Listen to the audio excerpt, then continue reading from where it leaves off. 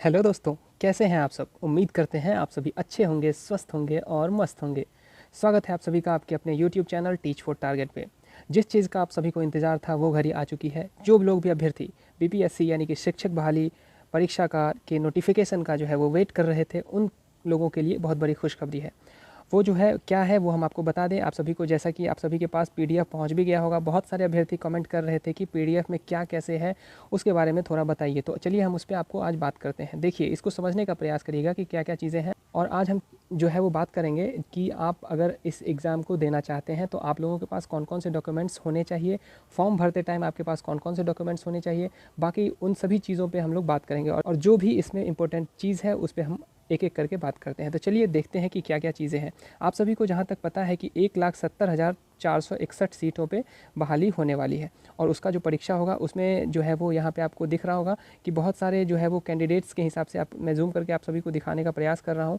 आप देख सकते हैं कि यहाँ पे हर सब्जेक्ट का जो है वो अलग अलग वैकेंसी दिया हुआ है। ये और देखिए, हम आपको बता दें कि ये जो आपका वैकेंसी है वो थोड़ा कम और ज़्यादा हो सकता है, ये नोटिफिकेशन में दिया गया है। तो कौन कौन सी बातों पे हमको ध्यान देना है, चलिए हम उस पर बात करते हैं। तो अगर आप 1 to 5 के टीचर बनना चाहते हैं तो 1 to 5 के टीचर बनने के लिए आपका क्या होना चाहिए कि आपका न्यूनतम जो अंक है वो 50% अंक होना चाहिए उच्चतर माध्यमिक में, ठीक है। और प्रारंभिक शिक्षा शास्त्र में यानी कि डिप्लोमा जो आपने किया होगा या डीएलएड किया होगा या बीएड किया होगा, ठीक है। तो डीएलएड में भी आपका 50% मिनिमम होना चाहिए, ठीक है। तो इन सभी चीज़ों को आप यहाँ पे देख सकते हैं। मेन हम आज बात करेंगे इस पर कि आपके पास कौन कौन से डॉक्यूमेंट्स होने चाहिए। तो चलिए आगे बात करते हैं, इसमें देखते हैं। वैसे आप यहाँ पे एक चीज़ देख लीजिए कि 4 नंबर पॉइंट में क्या कह रहा है कि विद्यालय अध्यापक के पद पर नियुक्ति हेतु अनिवार्य अर्हता निम्नवत होंगी। कौन कौन सी चीज़ें हैं, तो भारत का नागरिक हो एवं बिहार राज्य का स्थायी निवासी हो। आप बिहार के वासी होंगे तभी इस फॉर्म को भर सकते हैं, अन्यथा आपके लिए ये फॉर्म नहीं है। दूसरा पॉइंट क्या कह रहा है कि विद्यालय अध्यापक के पद पर नियुक्ति हेतु राष्ट्रीय अध्यापक शिक्षा परिषद द्वारा समय समय पर निर्धारित शैक्षणिक व प्रशैक्षणिक योग्यता धारिता करता हो जो संप्रति निम्नवत है। अब देखिए, इसमें ये सारी चीज़ें दी हुई है, इसको आप देख सकते हैं, देख लीजिए, अच्छे से देखने का प्रयास करिएगा। और साथ ही साथ हम आज आपको बताएंगे कि कौन कौन से डॉक्यूमेंट्स आपको चाहिए। इन सभी पे तो हम लोग बहुत बातें कर चुके हैं, एक एक करके आपको डिस्क्रिप्शन बॉक्स में उसका लिंक मिल जाएगा, आप देख सकते हैं। इन सभी चीज़ों पे हम लोगों ने बात कर लिया है। और एग्ज़ाम जो है वो कब से होगा, तो एग्ज़ाम का तो आपका पता चल ही गया होगा कि एग्ज़ाम कैसे होगा, कब होगा। 19 तारीख से आपका जो है वो एग्ज़ाम होने वाला है, ये भी आपको पता है। और हम आपको बता दें कि इसमें एग्ज़ामिनेशन का जो फॉर्म है वो भराने का जो डेट है वो क्या बताया गया है कि 15 जून से आपका फॉर्म भराना स्टार्ट हो जाएगा। तो आप लोग जो लोग भी इस फॉर्म को भरने के लिए एलिजिबल हैं वो लोग इस फॉर्म को भर सकते हैं, ठीक है। तो 15 तारीख से आपका फॉर्म भराना स्टार्ट होगा। और कौन कौन सी डॉक्यूमेंट्स आपके पास होने चाहिए, तो चलिए हम लोग उस पर बात करते हैं, एक एक करके उन सभी चीज़ों पे बात करने का आप प्रयास करते हैं। तो आप देख सकते हैं इसमें कोई साक्षात्कार नहीं होगा। इसमें इस चीज़ से आप लोग क्लियर रहिए कि आपको यहाँ पे कोई भी इंटरव्यू नहीं लिया जाएगा। मेधा सूची के हिसाब से आपका क्या होगा, एग्जामिनेशन होगा और जो मेरिट लिस्ट में जिनका नाम आएगा उन्हीं का यहाँ पे सिलेक्शन होगा, ठीक है। तो इन सभी चीज़ों को तो आप लोग जानते ही होंगे। आगे चलिए बात करते हैं कि इसमें आरक्षण की क्या क्या चीज़ें हैं। आरक्षण जैसा कि सभी चीज़ों में होता है, जैसे SC ST हो गया और EWS हो गया, इन सभी पे भी आपको आरक्षण निश्चित तौर पर देखने को मिलेगा। और आरक्षण का कोड भी आप यहाँ पे देख सकते हैं। यहाँ पे दिखाया गया है कि अनारक्षित जो भी अनरिजर्व्ड होंगे उनका कोड 1 है, SC ST से जो होंगे, SC से होंगे उनका 2 है, ST से जो होंगे उनका 3 है, और एक्सट्रीमली बैकवर्ड क्लास से जो होंगे EBC से तो उनका 4 है। ऐसे ही बैकवर्ड क्लास है उनका 5 है, और महिला का जो है वो 6 है, और इकोनॉमिकल वीकर सेक्शन यानी कि EWS का जो है वो 7 है। तो ये कोड है और इसी के हिसाब से जो है वो आप फॉर्म भरते टाइम अपने कोड का यूज़ करके फॉर्म को फिलअप कर सकते हैं। समझ में आ गया। आगे हम लोग बात करेंगे, जो मेन पॉइंट है उस पर हम लोग अब बात करते हैं। यहाँ पे आप लोग क्लियरली देख सकते हैं, एक एक चीज़ों को अच्छे से समझने का प्रयास करिएगा। तो आप देख सकते हैं कि यहाँ पे मैट्रिक का प्रमाण पत्र और अंक पत्र, ठीक है, जिसमें जन्म तिथि जो है वो लिखा हुआ हो, इससे आपका एज का क्राइटेरिया पता चलेगा।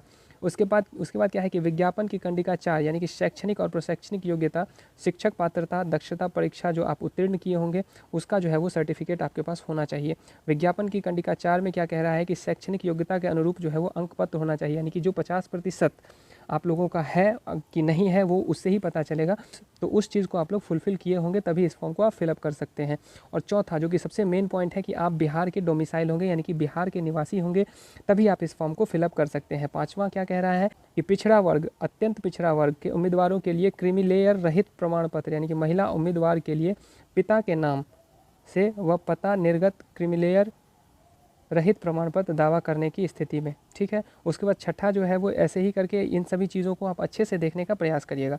देखिए इसमें क्या क्या चीज़ें कह रहे हैं, जो भी SC ST से होंगे उन लोगों को अपना जो है वो जो उनका सर्टिफिकेट होता है वो यहाँ पे इसका ज़रूरत पड़ेगा। अगर आप EWS कैटेगरी से आते हैं तो आप लोग का जो है वो EWS कैटेगरी का भी सर्टिफिकेट होना चाहिए। जो भी आर्थिक वर्ग से कमज़ोर वर्ग के लोग हैं उनको क्या होगा कि दावा करने वाले आवेदक बिहार सरकार की अधिसूचना संख्या इतना दिनांक 26/2/2019 आलोक विहित प्रपत्र सक्षम प्राधिकार व वित्तीय वर्ष 2022-30 के आधार पर निर्गत तत्संबंधी प्रमाण पत्र जो है वो दावा करने की स्थिति में होनी चाहिए। इन सभी चीज़ों को समझ गए आप। दिव्यांगता के लिए जो है वो आपका जो भी दिव्यांग जो अभ्यर्थी होंगे उन लोगों के लिए भी जो है वो उनका सर्टिफिकेट होना चाहिए। तो इन सभी चीज़ों को आप लोग एक एक करके अपने अपने डॉक्यूमेंट्स को अच्छे से रख लीजिएगा और इन सभी चीज़ों का आपका ज़रूरत पड़ेगा। फॉर्म भरते समय भी आपका इस चीज़ों का ज़रूरत पड़ेगा। उसके बाद आगे मेन जो आपका पॉइंट है, जो लोग भी भूतपूर्व सैनिक जिनके भी घर में परिवार में भूतपूर्व सैनिक रहे होंगे उनको जो है वो स्पेशल छूट देखने को मिलेगा। और उसके बाद अगर बात करें आगे की तो देख सकते हैं कि आपका एक फ़ोटो युक्त पहचान पत्र होना चाहिए जो कि हाल ही में खींचा हुआ है और 2 फोटो आपको लगेंगे। तो आप लोग उस फोटो को भी रख लीजिएगा। लिखित परीक्षा के लिए भरे एवं डाउनलोड किए गए आवेदन की प्रति, ठीक है। तो जब आप लोग उसका जो है वो जब आप लोग फॉर्म भरेंगे तो उसका एक जो रिसीविंग होता है वो आप लोग रखिएगा और एडमिट कार्ड का जो है वो फ़ोटो कॉपी लेके आप एग्जामिनेशन देने के लिए जा सकते हैं। तो इन सभी चीज़ों को आप लोगों ने अच्छे से समझने का प्रयास किया होगा। जो भी स्वतंत्रता सेनानी के पोता पोती नाती इस सब से रिलेशन में यानी कि जो भी होंगे उनको भी उस चीज़ का प्रमाण पत्र अगर होगा तो उनको भी बेनिफिट देखने को मिलेगा। तो देखिए डिटेल में हम आपको अगले वीडियो में निश्चित तौर पर आपको डिटेल में अच्छे से समझाने का प्रयास करेंगे। अभी अभी ये नोटिफिकेशन आया है तो इस PDF को हम आप लोगों के सामने शेयर किए हैं और अच्छे से समझाने का प्रयास किए हैं। कोशिश करेंगे कि हम आने वाले समय में आपको और अच्छे से बताने का प्रयास करें। आप देख सकते हैं एक चीज़ और मैं आपको यहाँ पर बता दूँ कि शुल्क की जहाँ तक बात रही तो जो भी जनरल से होंगे उनको 750 रुपये लगेगा, जो SC ST से होंगे उनको 200 रुपये लगेगा और सभी आरक्षित व अनारक्षित जो महिला होंगे उनको भी 200 रुपये लगेगा। दिव्यांग के लिए भी 200 रुपये है और ऐसे ही जो अन्य उम्मीदवार के लिए यानी कि जो भी अलग जिस भी कैटेगरी में आते हैं तो उन लोगों के लिए 750 रुपया जो है वो आपका फ़ी रहने वाला है। तो इस चीज़ों को आप लोग समझ गए, यानी कि इसका निचोड़ यही है एक तरह से आप समझ लीजिए कि जो SC ST से जो अभ्यर्थी होंगे या फिर जो महिला अभ्यर्थी होंगे या फिर दिव्यांग अभ्यर्थी होंगे उन लोगों के लिए 200 रुपया, बाकी सभी के लिए 750 रुपया आपका जो है वो फ़ी रहेगा। तो इस चीज़ को आप लोग समझ गए। और जहाँ तक एग्जामिनेशन की बात रही तो वो तो हम आपको बता दिए हैं और जो फॉर्म भरने का डेट है वो 15 जून से लेके 12 जुलाई तक आपका फॉर्म जो है वो भराएगा। इसका जो ऑफिशियल वेबसाइट है आप यहाँ पे देख सकते हैं कि bpsc.bih.nic.in पे जाके आप जो है वो इस फॉर्म को फिलअप कर सकते हैं, जो कि 15 तारीख से आपका फॉर्म भराना स्टार्ट हो जाएगा। तो उम्मीद करते हैं कि आप लोगों को ये वीडियो अच्छा लगा होगा। अगर वीडियो अच्छा लगा होगा तो लाइक कर दीजिएगा और ज़्यादा से ज़्यादा शेयर करने का प्रयास करिएगा ताकि उन सभी अभ्यर्थी तक ये चीज़ें पहुँच सकें जिन अभ्यर्थियों को इस चीज़ का ज़रूरत है। तो वीडियो को अंत तक देखने के लिए आप सभी का बहुत बहुत धन्यवाद। अगर आप लोग चैनल पर नए हैं तो चैनल को सब्सक्राइब कर दीजिएगा और वीडियो को लाइक कर दीजिएगा। बहुत बहुत धन्यवाद।